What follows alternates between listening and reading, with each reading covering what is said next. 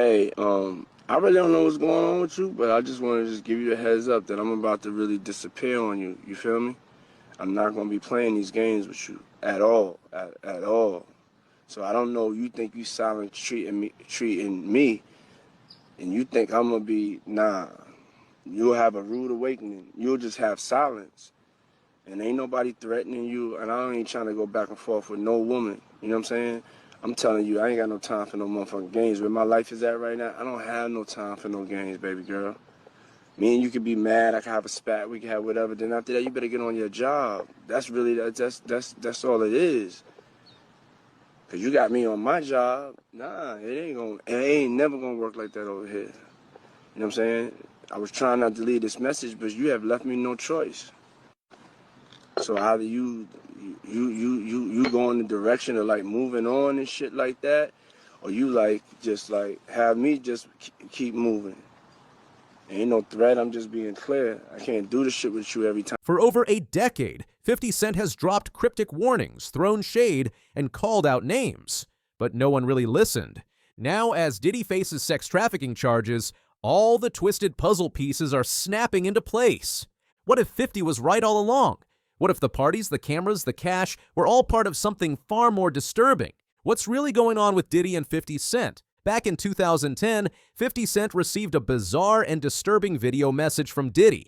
It showed a grainy clip allegedly featuring Kathy Venture, caught up in one of Diddy's infamous freakoffs, wild drug-fueled sex parties filled with secrecy, scandal, and hidden cameras. At the time, 50 didn't just feel shocked, he felt set up. "Why are you sending me this?" he later recounted. That moment stuck with him. And now, 15 years later, it's finally making sense. Fast forward to June 2025. That video might have been the key that unlocked a scandal decades in the making. Diddy's now facing serious charges: sex trafficking, coercion, and hidden surveillance. A trial is underway, and a mystery witness named Jane Doe has stepped forward. Some believe she's none other than 50 Cent's ex and the mother of his son, Daphne Joy. Let's break down every piece of this jaw-dropping story: the freakoffs, the lawsuits, 50's petty Instagram posts, and the Netflix documentary that promises to reveal it all. The story is coming together, and it is making way more sense as to why 50 Cent has been so outspoken about Diddy and how he has all this insight as to what has been going on in Diddy's homes. It turns out that 50's ex and baby mama Daphne Joy was listed as one of the sex workers in P. Diddy's lawsuit. Cited in the lawsuit, it lists Robin Greenhill as the accountant who wires the funds over to the sex workers. And it goes on to say would also be responsible for ensuring payment to sex workers in cash. Young Miami, Jade, and Daphne Joy were paid a monthly fee to work as Mr. Combs' sex workers and receive payments via wire transfer. There have been pictures of Daphne Joy on P. Diddy's property with P. Diddy. Daphne's name was listed in the Rodney Jones lawsuit, and we haven't really heard a response from her yet. Her and 50 dated back in 2012, had a baby, and then eventually broke up. And Daphne actually accused 50 of being abusive in that relationship, something that 50 has gone on to deny. Most of you already know that 50 has also been sharing content like this to his Instagram, Diddy Do It, saying that he would fund a docuseries to expose Diddy. And in the last 24 hours, 50 also shared this to his Instagram, which is an excerpt from the Rodney Jones lawsuit, saying that Mr. Combs has hidden cameras in every room of his home, has recorded several artists, celebrities, athletes, etc., that these people were recorded without their consent, and that Diddy possesses compromising footage of these people. They referred to Diddy's parties as these freak-off parties, which we've heard this term before in past lawsuits. According to multiple lawsuits filed in 2023 and 2024, Diddy's inner circle functioned like a twisted empire. One suit by Rodney Lil Rod Jones claims that women, including Young Miami, Jade, and Daphne Joy, were paid monthly retainers to participate in freak-offs. The money was allegedly routed through Diddy's accountant, Robin Greenhill. This wasn't just hearsay. There were photos of Daphne on Diddy's properties, receipts for cash wire transfers, and even eyewitness accounts. For 50 Cent, this hit close to home. Daphne Joy wasn't just another name on the list, she was the mother of his son, and according to these allegations, she may have been part of something much darker. Back in 2010, Diddy sent 50 a bizarre video. It featured a woman at a freak-off, disoriented, surrounded by strange people, and allegedly being recorded without consent. 50 has since claimed that this video was Diddy showing off, a power play of sorts. But to 50, it revealed something sinister. It wasn't just parties, it was blackmail material. In recent lawsuits, it's alleged that Diddy had hidden cameras in every room of his homes. Celebrities, athletes, and influencers were filmed without their knowledge. This aligns exactly with what 50 warned about. Years, you been the only one calling this out. I look like I've been the crazy guy for a long They time. said you're a hater. They You're said a you're crazy. hater. You do this, yeah. And now everybody's complaining. My ass is hurting. There's all this shit that's coming. 50, you can't make jokes about it. No. The internet might come for you, bro. All I'm saying It is, might come from you. you see it now. All of these complaints. People were damned. They were and pillaged. This was what was going on, right? And what do I get for the? I went through years of a hater. You're a hater. You want this and that. I'm just watching. What do you think is happening in the middle? I don't know what is going on. Wow, there. they found Kendrick and Wifey. You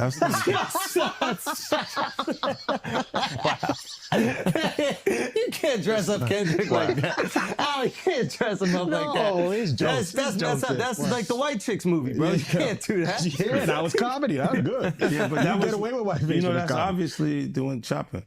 They got the same outfit. Yeah, it's wore true. it in public. Yeah, that's a nice shirt. That's a nice shirt. All right, so when he said the shopping line, in real life, what did you say? I said, let me get away from him.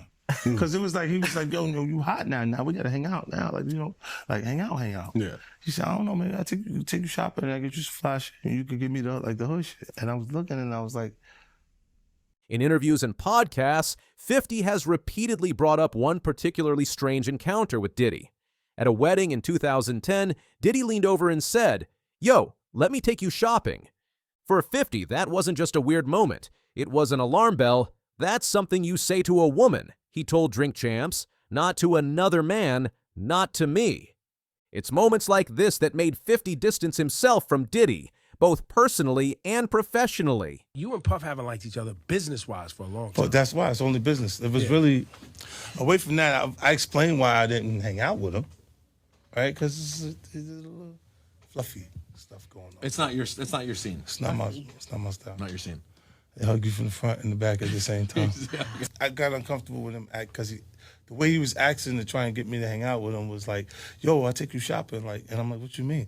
Like, that's something you say to a woman you're attracted to, maybe. Right. It's just weird, bro. And now you start to see a lot of the weird stuff that was there. It looks like it all lines up, don't it? It was not in the closet. It was in front of you and you wasn't seeing it because you see the beards or you see the girls. So you didn't look at them the way it actually is to a degree. When I say people respond, how people respond to things matter, like the internet will take to it and just go off with it. Meek responds being the uncomfortability. He goes, yo, I'll spend $100,000 to find out why my name is in this like this. And it's in it only because he's uncomfortable. You don't hear him talking about French. French was right there. Yeah. Right? Why you get so quiet? You guys make me feel like I'm scared. Well, we're listening. There's a lot. There's a lot. No, they see this. You see this. They see this. They see it. Nah, you see this. They want to act like that. Oh, we got nothing to do with that. If we could just... No. The feud between these two giants goes all the way back to the early 2000s. It started with rap battles and diss tracks, but over time it evolved into something deeper. In his 2006 track, The Bomb, 50 rapped, "Who shot Biggie Smalls? Puffy know who hit that ninja, I'll say." It was a not-so-subtle hint that Diddy had secrets tied to Biggie's 1997 murder.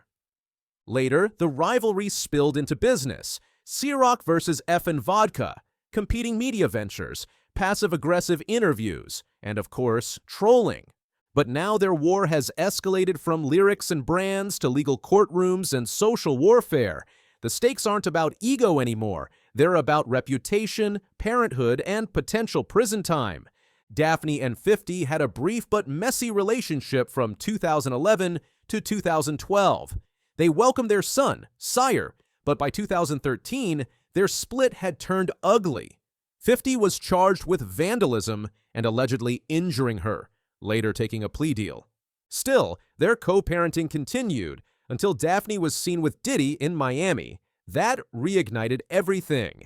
In 2024, when Daphne's name appeared in the Lil Rod lawsuit, 50 posted a photo of her and Diddy, writing, "You little sex worker." Yeah. How you doing, baby? She said, I love you. I said, I love you back. And you. How he got off. Yeah. And you. Even if you're a little sex worker. Soon after, he filed for sole custody of their son. Their personal feud spilled into public view again when Daphne accused 50 of abuse in an Instagram post.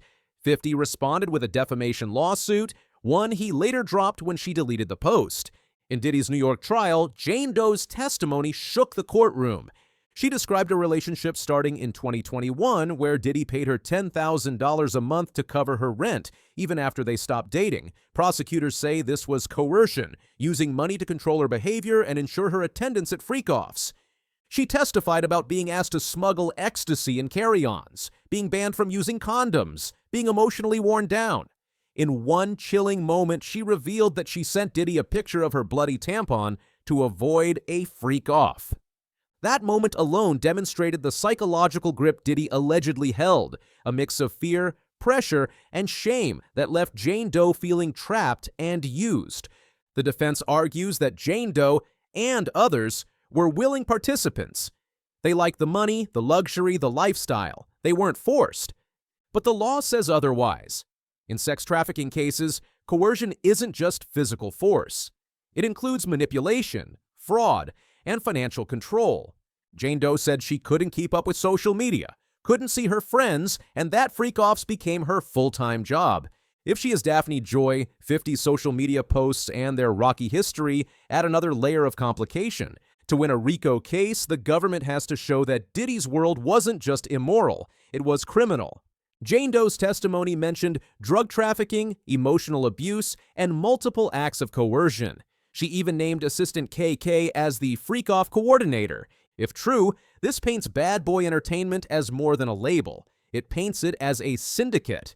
The accusations suggest an orchestrated scheme where women were lured, manipulated, and trapped, all under the guise of glitz and glamour. While the court plays it by the book, 50's playing it for the crowd. He's posted memes comparing Diddy to R. Kelly, made jabs at Daphne like P-mouth, referencing allegations that Diddy urinated on women, posted courtroom sketches side by side with Daphne's photos. He's also producing a Netflix documentary called Diddy Do It, which will highlight these events. The proceeds pledged to abuse victims. But is 50 seeking justice or settling old scores? And with each post, he walks a fine line between whistleblower and instigator. So what do we know? 50 Cent warned us. He felt something was off for years. The freak-off video, the shopping invite, the hidden cameras, the silence from others. Now, in 2025, his warnings are echoing louder than ever. Diddy's trial is underway. Jane Doe's identity is still sealed, but speculation runs wild. Is it Daphne Joy? Was she coerced or complicit? The answer could decide whether Diddy walks free or spends life behind bars. In this tangled mess of hip-hop, history, and horror, the truth is finally coming out. But the story, it's far from over. Subscribe, hit that bell, and stay tuned. Because 50 Cent is just getting started.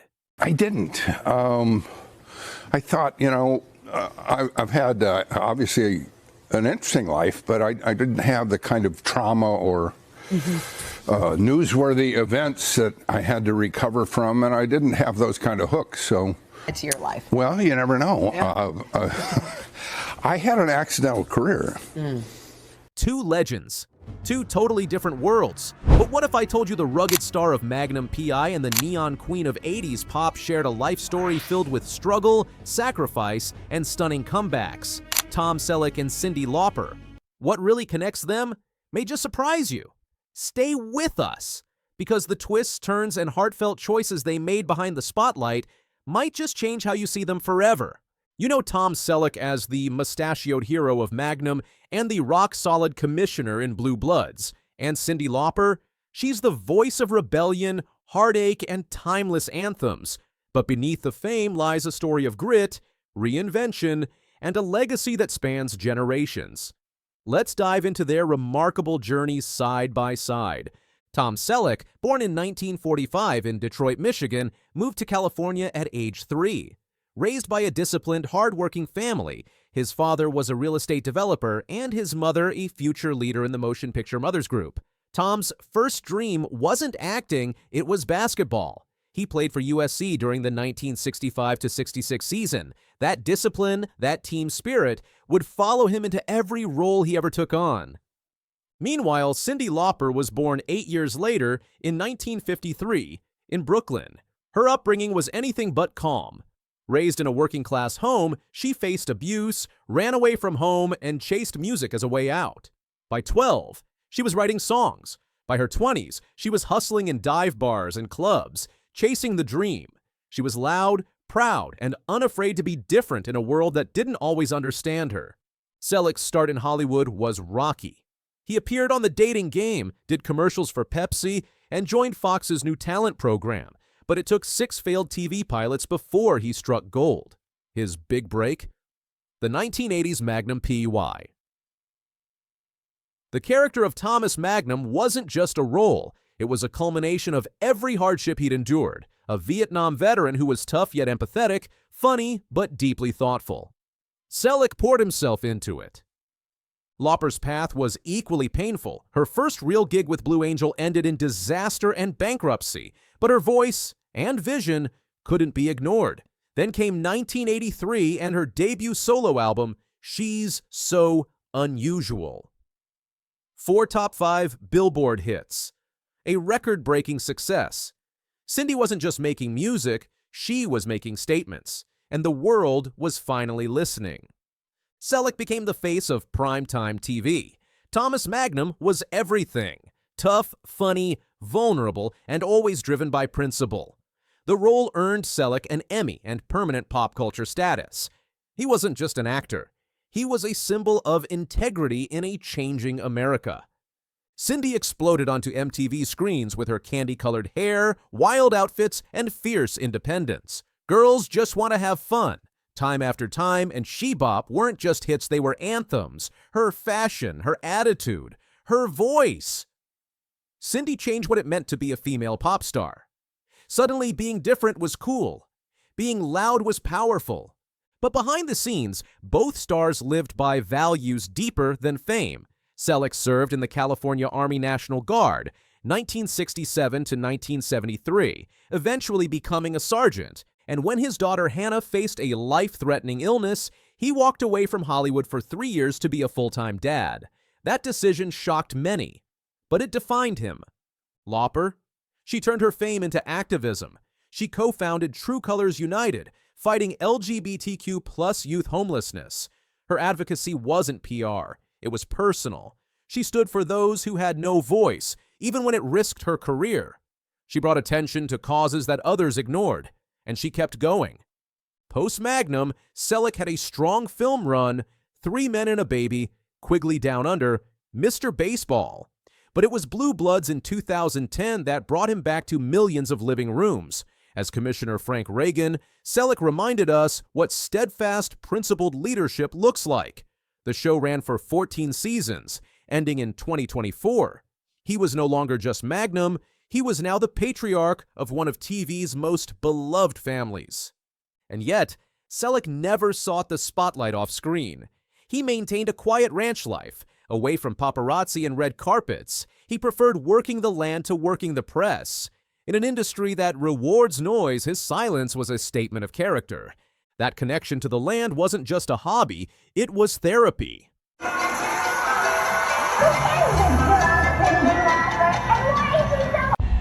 Everyone always said, "What will you do if you fail?" And all of a sudden, we all heard it. But don't let the word farewell fool you. Cyndi has said farewell before. In truth, she's still rewriting the rules, on her own terms. Her tour is a love letter to the fans who found themselves in her voice. Her music is now a generational bridge, connecting grandmothers, mothers, and daughters with lyrics that still ring true. She continues to appear at rallies, fundraisers, and public events for equality, never afraid to speak her mind. She's been arrested while protesting and has used her influence to open shelters, fund outreach programs, and mentor young artists. To Lauper, music was never just entertainment, it was a lifeline, and she's made it her mission to extend that lifeline to others. Selleck's memoir, You Never Know, published in 2024, isn't a scandal-filled tell-all. It's a humble, heartfelt reflection on a life shaped by luck, love, and discipline.